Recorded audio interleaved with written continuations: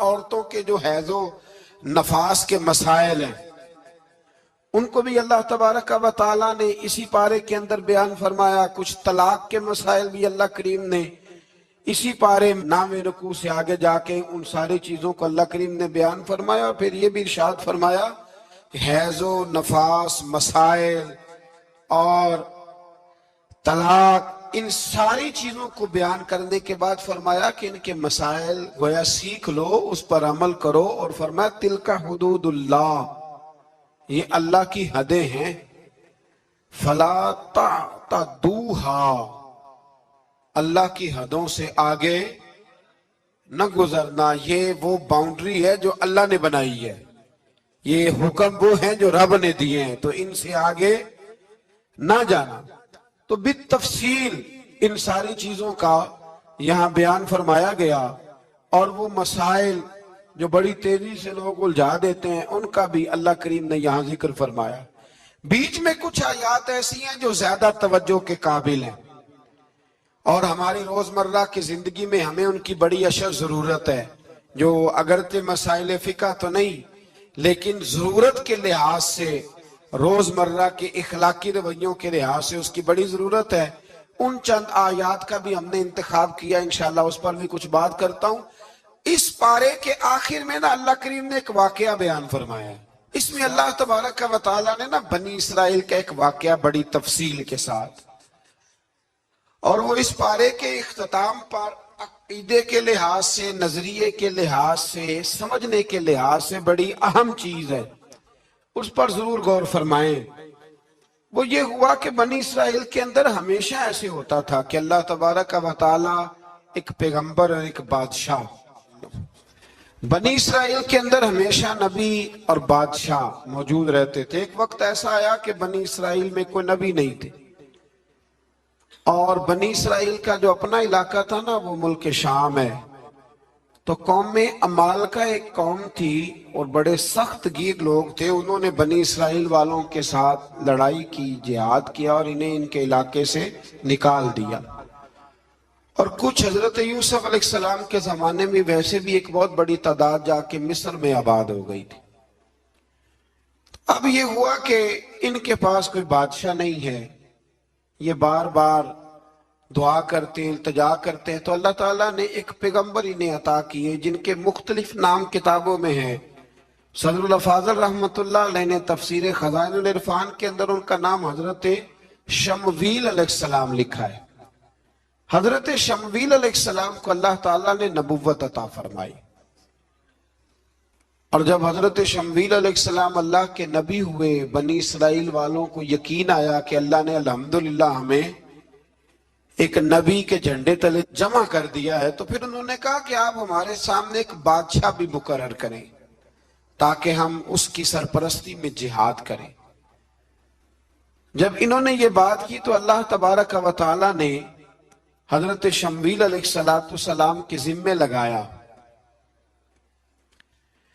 تو ایک اس زمانے میں اللہ کے نیک بندے تھے جناب طالوت علیہ السلام ان کا نام تھا. تو حضرت شمویل علیہ السلام نے انہیں کہا کہ اللہ کریم نے نا تمہارا بادشاہ طالوت کو بنایا ہے. ان کا نام بھی قرآن مجید نے ذکر فرمایا ہے. تو بنی اسرائیل کے لوگ کہنے لگے یہ تو غریب آدمی ہے، وہ بکریاں چرایا کرتے تھے لیکن علم میں بڑے پختہ تھے، وجود میں بڑے طاقتور تھے. تو کہا کہ یہ تو غریب آدمی ہے، تو ہم تو زیادہ حق رکھتے تھے کہ ہمیں بادشاہ بنایا جائے. تو حضرت طالوت علیہ السلام کے بادشاہ بننے کے بعد حضرت شمویل علیہ السلام نے جو بات کی اللہ کریم نے اسے قرآن مجید میں بیان فرمایا. رب فرماتا ہے باسطتاً فی العلم والجسم، اسے اس لیے تمہارا بادشاہ بنایا گیا ہے کہ اسے ہم نے کشادگی دی ہے، علم میں بھی اور جسم میں بھی. بڑے ماشاءاللہ موٹے تازے تھے، وجود بڑا طاقتور تھا. کچھ موٹے تازے ہوتے ہیں پر طاقتور نہیں ہوتے، موٹے تازے بھی تھے اور طاقتور بھی تھے. فرمایا کہ وجود میں بھی طاقت ہے اور علم میں بھی اللہ نے انہیں وسعت عطا فرمائی. تو بنی اسرائیل والے کہنے لگے جی نہیں جی کوئی بندہ اور آ جائے، یہ ہمارا بہت بڑا مسئلہ ہے نا جی، ہر ایک کی مرضی کی نہ تو بات ہو سکتی ہے اور نہ ہر بندہ ہر ایک کی مرضی پر پورا۔ کہنے لگے نہیں جی کوئی اور ہونا چاہیے تھا، ہمیں کیسے پتا چلے گا کہ اللہ نے مقرر کیا ہے؟ بڑی خاص بات ہے، اس کو سمجھیے گا، یہ سارا مضمون آپ کو ملے گا اسی پارے کے آخر میں، آپ پڑھیں گے نا جی تو یہ سارا مضمون آپ کو ملے گا، اور آپ اگر سرسری نظر سے بھی اس کا مطالعہ کریں گے نا، جا کے قرآن شریف کھول کے 15 سے 16 رکوع میں، آپ خوش ہوں گے کہ آپ کتنے اچھے نظریے اور عقیدے کے ماننے والے ہیں۔ تو جب کہا نا کہ طالوت کو ہمارا بادشاہ بنایا گیا تو دلیل کیا ہے، تو قرآن کہتا ہے کہ حضرت شمویل علیہ السلام نے فرمایا کہ تمہارا ایک تابوت تھا، ایک صندوق تھا تمہارے پاس، وہ صندوق تمہارا قوم مالکہ اٹھا کے لے گئی تھی، ان کے بادشاہ ہونے کی دلیل یہ ہے کہ اللہ تمہارا وہ صندوق تمہیں واپس کر دے گا، وہ تمہارا صندوق تمہیں واپس کر دے گا۔ اس صندوق میں کیا ہے؟ وہ حضرت آدم جنت سے ساتھ لے کے آئے تھے، اس میں تھا کیا؟ تو قرآن مجید کہتا ہے کہ اس کے اندر نہ حضرت ہارون علیہ السلام اور حضرت موسیٰ علیہ السلام کے تبرکات تھے، تبرکات۔ کل میں ایک مولوی دیکھ رہا تھا بیچارہ، ایک بندہ نا مسجد نبی کے ساتھ غلاف اور شاید کوئی کفن تھا، وہ مسجد نبی کی دیواروں سے مس کر رہا تھا، تو وہ کہہ رہا تھا نہیں اس سے کیا ہوتا ہے، تبرک کوئی چیز نہیں، اچھے اعمال کی وجہ سے بندہ بخشا جائے گا۔ میں نے کہا تو مجھے ملے تو میں تجھے بخاری کھول کے دکھاؤں کہ حضرت عبد الرحمن ابن عوف جنہیں حضور نے قطعی جنتی کہا، حضور کے وجود پر کرتا دیکھ کے کہنے لگے حضور بڑا ہی سونا لگ رہا ہے، تو فرمایا تجھے چاہیے حضور مل جائے تو کیا ہی بات ہے۔ نبی پاک نے عطا کیا تو صحابہ کہنے لگے عبد الرحمن آپ کو تو ضرورت نہیں تھی، آپ کے پاس تو بڑے لباس ہیں، تو یہ کرتا حضور نے قبول کر لیا، کوئی لے کے آیا اور آپ نے مانگ لیا، تو وہ رو پڑے، کہنے لگے پہننے کے لیے نہیں مانگا، یہ حضور کے جسم سے لگ گیا ہے، میں نے کفن بنانے کے لیے مانگا ہے۔ تو کہتا ہے حضور کے تبرک میں خیر کوئی نہیں۔ اور آپ یقین کریں ان لوگوں پہ حیرانگی ہے، ہم نے بھی مرنا ہے نا جی، بڑی جلدی قبر میں جانا ہے، وقت کا کچھ پتہ نہیں، لیکن اتنے اندھے ہو کر لوگ چیزوں کو دیکھتے ہیں اور اس تیزی کے ساتھ گمراہی پھیلاتے ہیں۔ مجھے باقاعدہ کسی نے ویڈیو بھیجی اور کہنے لگا جی دیکھیں کتنی اچھی بات کر رہا ہے، لوگوں کو سمجھائیں، تو میں نے کہا نہیں اس کو سمجھانے کی ضرورت ہے۔ اور میں نے اس کو دیکھا ہے، وہ جو لال رومال والا ہے، میں نے دیکھا ہے وہ ڈھونڈ ڈھونڈ کے جاہلوں کو پکڑتا ہے، تلاش کرتا ہے، اور اگر کوئی مل جائے بات بتانے والا تو پھر وہ خود پکڑا جاتا ہے، اور کئی دفعہ پکڑا گیا تو نکل گیا ہے۔ اللہ تعالی ہمیں سمجھنے کی توفیق، ہم سیانے ہو جائیں تو یہ دور دور تک نظر نہیں آئیں گے انشاءاللہ۔ تو وہ تابوت آئے گا، بنی اسرائیل والوں سے کہا تابوت میں کیا تھا سن لو، اور یہ قرآن مجید ہے۔ آج میری ماننا یہ 15 سے 16 رکوع ضرور ہی پڑھنا کہ وہ آخر تابوت میں کیا تھا، کھولنا ذرا۔ قرآن مجید کہتا ہے کہ حضرت موسیٰ علیہ السلام اور حضرت ہارون کے تبرک تھے، تو تبرک کیا تھے؟ تمام مفسرین نے لکھا ہے کہ حضرت موسیٰ کا ایک کرتا تھا، ایک ڈنڈا تھا، جوتے تھے، اور جناب ہارون علیہ السلام کا امامہ شریف تھا، اور تورات کی کچھ تختیاں تھی۔ تو اس کا فائدہ کیا تھا؟ اس تابوت کا فائدہ یہ تھا کہ بنی اسرائیل والے جب اپنے دشمنوں سے لڑتے تھے، تابوت سامنے رکھ کے دعا مانگتے تھے، اللہ انہیں کامیابی عطا کر دیتا تھا۔ تو قوم مالکوں کو بھی پتہ چل گیا کہ صندوق میں کچھ ہے جس کی وجہ سے یہ کامیاب ہو جاتے، وہ صندوق اٹھا کے لے گئے۔ اب ان کی کم بختی یہ، کم نصیبی یہ کہ انہوں نے جا کے اسے روڑی پہ پھینک دیا۔ جب روڑی پہ پھینکا تو ان کے اندر بیماریاں آ گئیں، وبائیں پھوٹ پڑی، مرنے لگے، وجود پھولنے لگا۔ پھر ان کے دلوں میں بات آئی کہ یہ ہم نے اس صندوق کی بے ادبی کی ہے۔ صندوق میں کیا ہے؟ تبرکات۔ ہمیں کہتے ہیں جی نالین کا نقشہ کیوں لگایا ہے؟ तुम्हारे तो बुजुर्गों का अकीदा है, सर पे रखने को मिल जाए अगर नक्शे नाले पाके हुजूर, तो फिर कहेंगे कि हाँ ताजदार हम भी हैं। तो कहा कि उसके अंदर ये तबरुकात थे, उन्हें भी समझ में आई, तो उन्होंने ना बैलगाड़ी मंगाई और वो संदूक उठा के उसके ऊपर रख दिया। अब क्या हुआ, कुरान कहता है कि फरिश्तों ने ना उस संदूक को वहां से उठाया।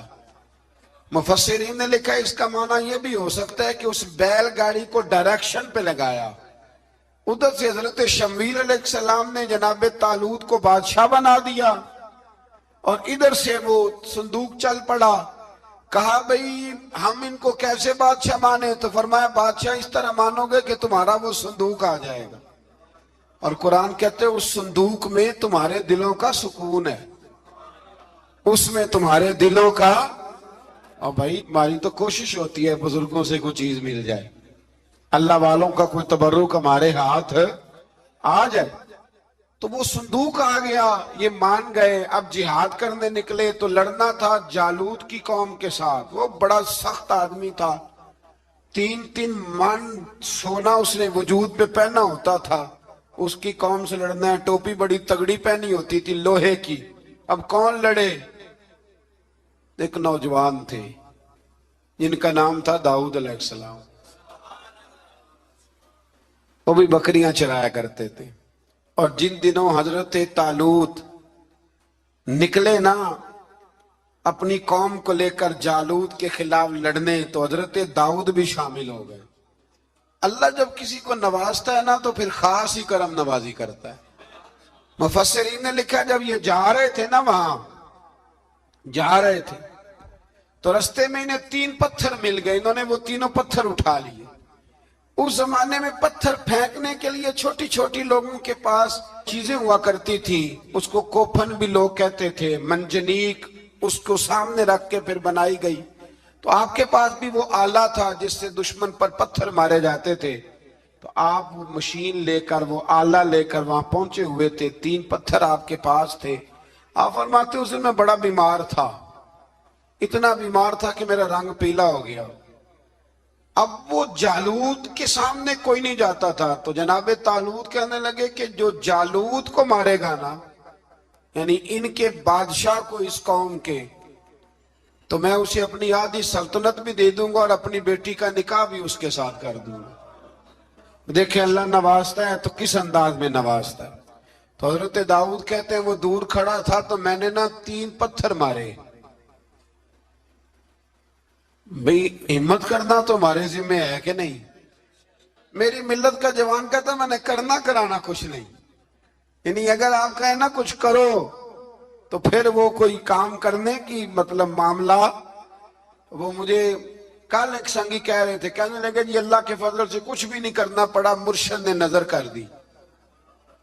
मैं क्या मैनू मिलनगे तो मैं उन्होंने समझावांगा कि कुछ करा के नजर करया करो, क्योंकि मेरे वो दोस्त हैं, मैं उन्हें जानता हूं।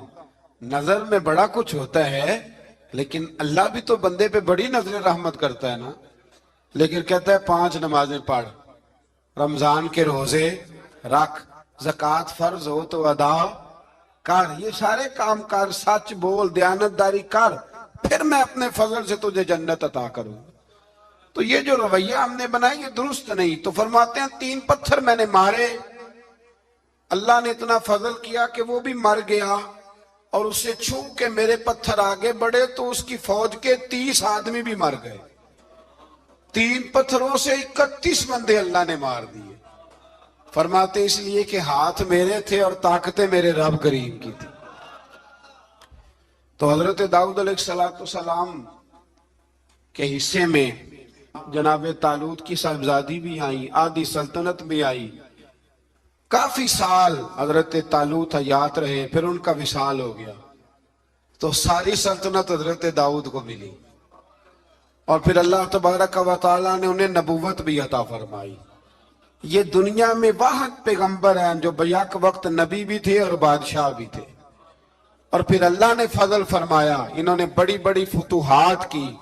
और फिर हजरत दाऊद के साहिबजादे का नाम हजरत सुलेमान अलैहिस्सलाम, फिर उनके साहिबजादे का नाम हजरत تو یہ ہوا کیسے؟ یہ سارا کچھ اللہ تبارک و تعالیٰ کے فضل سے ہوا، اس کے کرم سے ہوا۔ اب اس واقعہ سے ہمیں کیا پتہ چلتا ہے؟ ہمیں یہ پتہ چلتا ہے کہ رب جب فضل فرمائے نا کسی پہ بھی، تو ہمیں اس بندے کو دیکھ کے راضی ہونا چاہیے، کوئی شکوہ نہیں کرنا چاہیے۔ اور دوسری بات یہ سمجھ لینا چاہیے کہ حکومتیں، مال، دولت یہ صرف سیاستوں سے نہیں ملتی، یہ خدا کے فضل سے ملتی۔ اور یہ بھی سمجھ لینا چاہیے کہ جو بزرگوں کے تبرکات ہوتے ہیں ان کی کیا ہی بات ہوتی ہے۔ چند باتیں ایسی تھی کہ میرا دل کرتا تھا ان کو دہرایا جائے اور خاص کر کے ان باتوں پر توجہ کی جائے۔ یہاں نا اللہ تبارک و تعالیٰ نے ان باتوں میں سے ایک بات کا ذکر فرمایا ہے۔ یہاں 207 نمبر جو آیت ہے نا اسی پارے کی، اس میں اللہ کریم نے فرمایا کچھ لوگ ایسے ہیں جو اپنی جانیں ہی اللہ کے حوالے کر دیتے ہیں، زندگی کا مقصد دین ہوتا ہے، لٹا دیتے ہیں۔ یہ نازل کب ہوئی؟ یہ آیت مبارکہ حضرت صہیب رومی کے بارے میں نازل ہوئی۔ حضرت صہیب رومی رضی اللہ تعالیٰ عنہ بڑے مالدار تھے۔ مکے سے جب چلے نا تو سارا مال مکے میں چھوڑ دیا، اس لیے کہ اللہ کے رسول مدینے چلے گئے۔ فرماتے ہیں پھر میں نے مال و دولت کی پرواہ نہیں کی، پھر میں نے یہ سوچا کہ میں نے اپنے حبیب کے پاس جانا ہے۔ سارا مال ایک جگہ پہ دبایا اور فرماتے ہیں میں مدینہ طیبہ کے لیے جب نکلا تو کفار نے، قریش مکہ نے روکا، ہم نہیں جانے دیں گے۔ تو حضرت صہیب رومی فرمانے لگے بھئی سنو، میں کمزور نہیں، میں طاقتور آدمی ہوں، اور تم میں سے کوئی ایسا مائی کا لال نہیں جو تیر چلانے میں مجھ سے زیادہ سیانا ہو، تلوار چلانے میں مجھ سے زیادہ عقل مند ہو، جانا مدینے میں نے ہے۔ اب یہ ہے کہ تم بتاؤ میرے ساتھ تیروں تلواروں سے لڑو گے یا میں تمہیں ایک سودا بتاؤں گا، سودا کرو گے؟